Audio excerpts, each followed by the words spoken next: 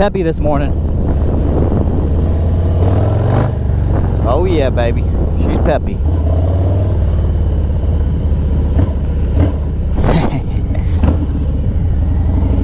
Easy, girl. Easy, girl. We'll be scaring all these normal people around here.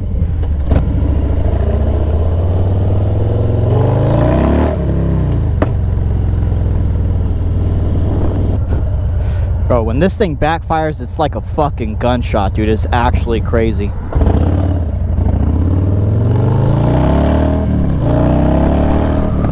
Let her eat, baby. Let her eat.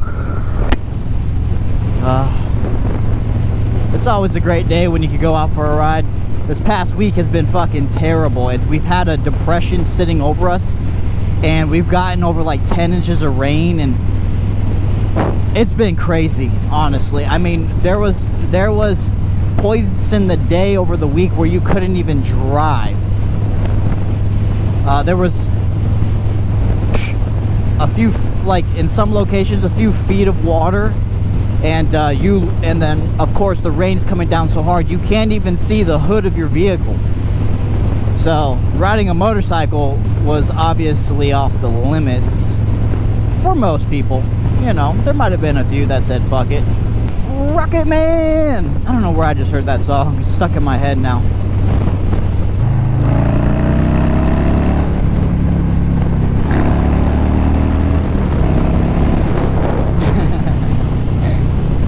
Oh, yeah, I had to get on just a little bit, boys.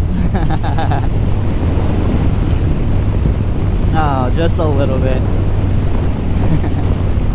It's crazy what a tune will do to a bike, man. You know, motorcycles in general, any kind of weight change, whether it's less or more, will completely affect a bike, and way more than a car, you know what I mean? And then obviously on top of that, tune, same way. You know, pulling 3 or 4 more horsepower out of a motorcycle is so much more drastic than a car, obviously, right? And you know, when you start getting into the 10 plus horsepower gains, I mean, bro, you think you're on a totally different bike. So I think I made, with the 2-to-1 exhaust and the tune, another 7 horsepower, and I think another like 10 foot-pounds of torque. But that's not what has changed the feel of the bike the most. It's the throttle response and the power curve, right? I don't know if I still have the dyno sheet or not, but it's so much smoother and it pulls throughout the entire RPM range now. After 3K on a stock tune with stock pipes, the bike completely died down, no matter what you did. So if you have a Milwaukee 8, get that shit dyno tuned, specific to your bike and your location. Everything matters: altitude, temperature, mods, all that. So make sure you're getting a tune specific to your bike, at least for the Milwaukee 8s. Sport bikes, I know, can pretty much just have your typical flash tune and you'll be straight. I mean, those things are fucking crazy. These are the best roads out here in Florida, just kind of off the beaten path a little bit. So much better than riding with heavy traffic and dealing with people like that. So yeah, it's left.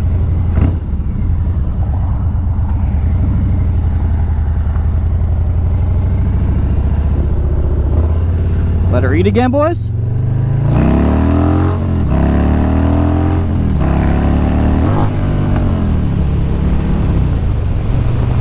What the fuck was that? What the fuck was that?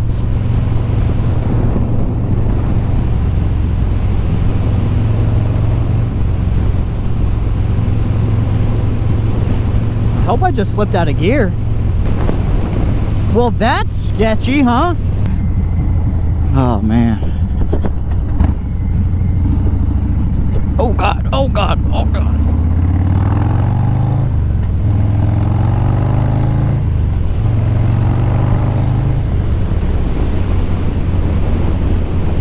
You know, it's fun to come out here because once we get past these paved roads a little bit further down, this is a wildlife management area, and you can come out here, you know, bring your kids fishing or whatever you really want to do, but you can hunt out here too as well if you're into that. Or if you just want to kind of get out of town and come out here, take the side-by-side out and just ride around in the woods. I mean, this place is massive. I mean, seriously, you will never cover all of it. You won't even cover all of it in a weekend, to be honest with you. And you could just hit the trails, watch wildlife. You obviously can't bring something out here that's got custom exhaust and shit, because it is conservation area. But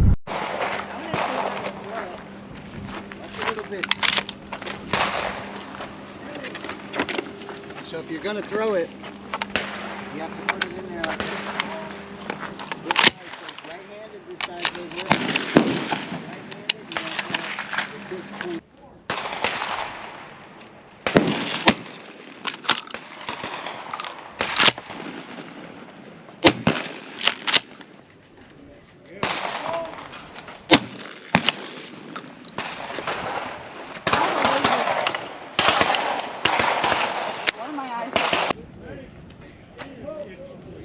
Is it off? ready?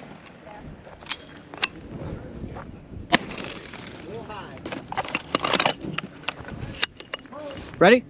Is the safety still off? Yeah, it'll stay off till you put it back on. Ready? Nice!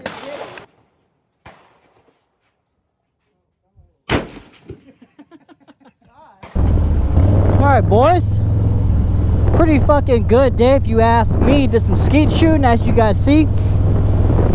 Shot the pistol, put about 100 rounds through that. AR, 270, all the good stuff, man. Pretty much hit every range they have to offer here. And it was rapid fire Sunday. Now I know some people are like, well, rapid fire stupid, you don't get better, and I agree. But every once in a while, it's nice to just pull the trigger as fast as you can, let the bald eagles fly, and just enjoy being out there. But I do personally like to hone in my skills, get tighter groupings, all the good stuff. But you know, I had to let a few go. With as long as I was hitting the target, I was good, man. I was good. So ooh, we might make the light. Oh yeah, dude.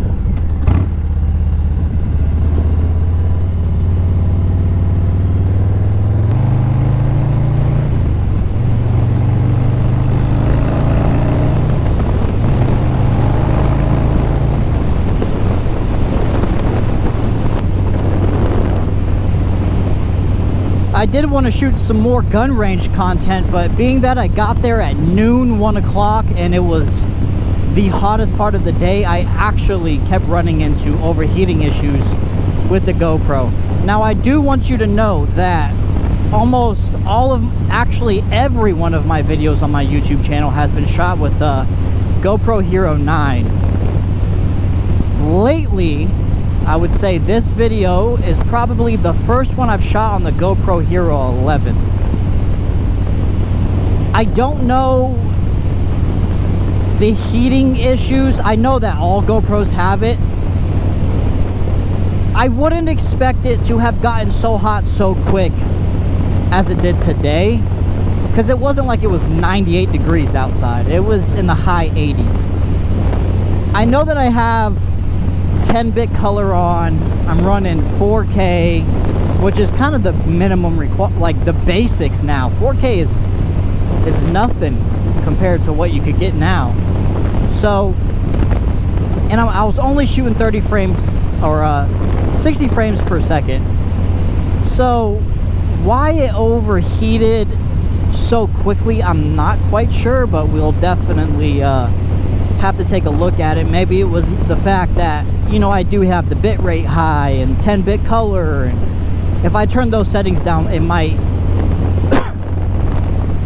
prolong the heating life before it decides to want to shut down. So, you know, I put it in my backpack, let it cool down, tried it again, but ultimately it was pretty much done for by then until I hopped on the bike. And you know, you never really have those issues because the wind's blowing past the GoPro.